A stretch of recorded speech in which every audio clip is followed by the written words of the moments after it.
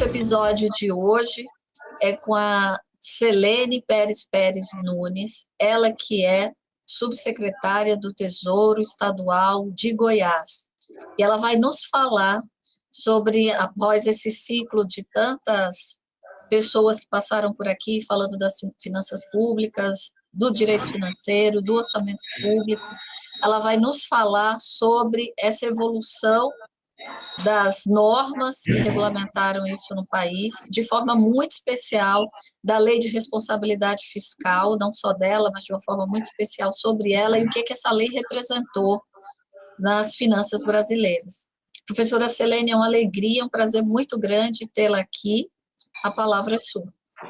É um prazer, viu, estar falando aqui para o pessoal da USP, essa série X de Finanças Públicas, que é muito oportuna, né, que dá, assim, a oportunidade de várias mulheres mostrarem um pouco do seu trabalho, né. E nessa aula de hoje, então, a gente vai falar sobre Lei de Responsabilidade Fiscal.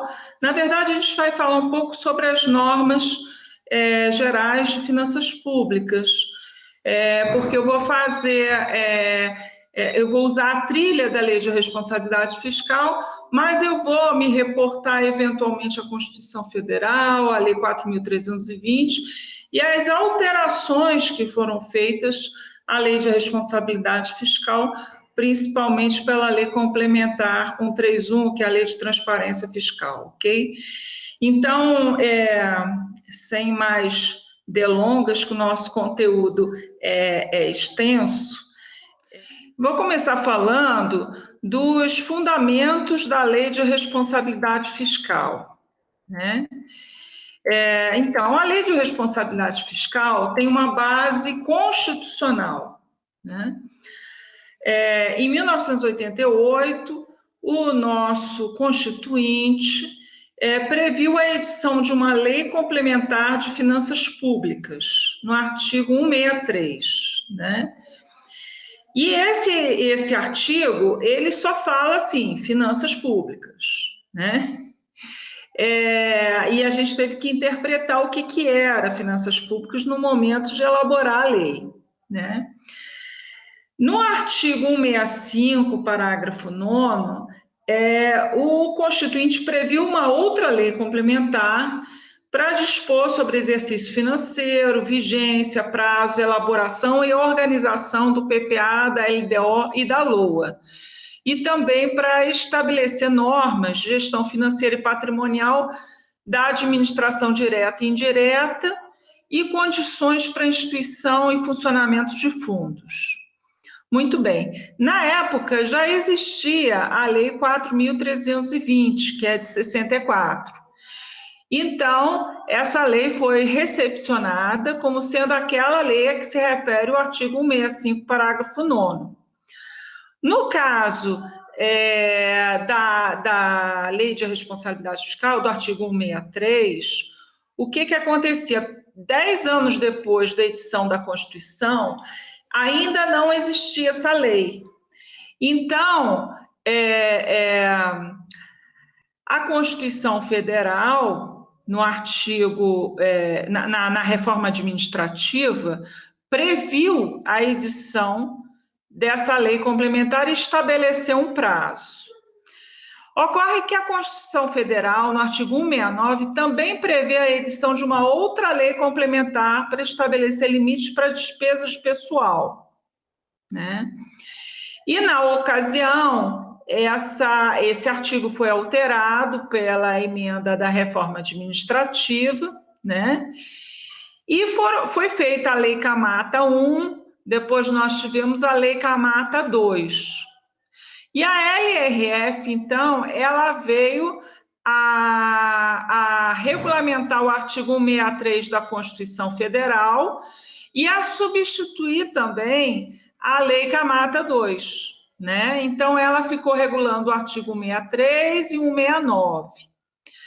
Bom, além disso, a gente tem outras disposições constitucionais que prevêem leis complementares para finanças públicas. Então, você tem, por exemplo, o artigo 198, que prevê a edição de uma lei complementar para estabelecer limites mínimos para despesas com saúde.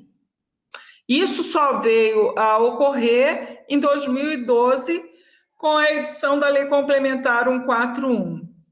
Por que eu estou falando isso tudo? Porque quando a gente fala em normas gerais de finanças públicas, a gente tem que ter essa visão teleológica de como essas normas e os seus dispositivos se integram para uma interpretação conjunta, né? Muito bem. O primeiro, por que a questão das finanças públicas foi tratada numa lei complementar, né? Porque a Constituição Federal, né,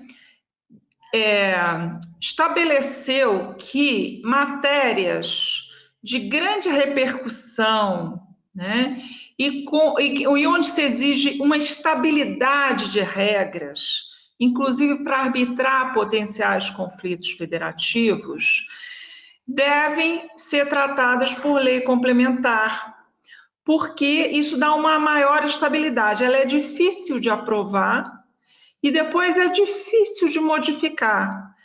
Não é ruim que seja assim, né? Muitas vezes as pessoas falam assim, mas essa lei não muda, é difícil de mudar, mas é para ser assim mesmo, é para ter essa estabilidade. Então, a lei complementar, como ela exige quórum qualificado, maioria absoluta em cada uma das casas do Congresso, né? Então, isso exige um consenso muito grande para que seja aprovada uma mudança, né? Então, por exemplo, no caso das normas de direito tributário aplicáveis ao ICMS, a gente também tem uma lei complementar, né? Então, são coisas dessa natureza e que envolvem uma necessidade de ter regras estáveis. E guardem esse argumento, porque eu vou recuperá-lo depois quando eu for mostrar como é que foi alterada a regra e por que razão, tá? Mas, primeiro, a gente tem que mergulhar no que seria o conceito de finanças públicas, né? Então, finanças públicas, e só tem essa expressão no inciso lá da Constituição, que remete à regulamentação por lei complementar, ela é um conjunto extenso de matérias, né? Então, a gente pode denominar finanças públicas, na verdade, tudo que está relacionado ao ciclo de gestão, né? Então, receitas, despesas, né?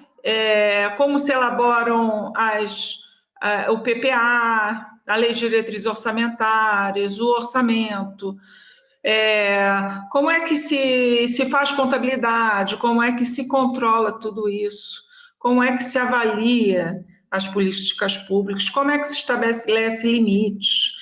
E aí eu posso estabelecer limites para pessoal, para dívida pública, então, para restar a pagar. Então, veja, tem uma variedade de matérias, né?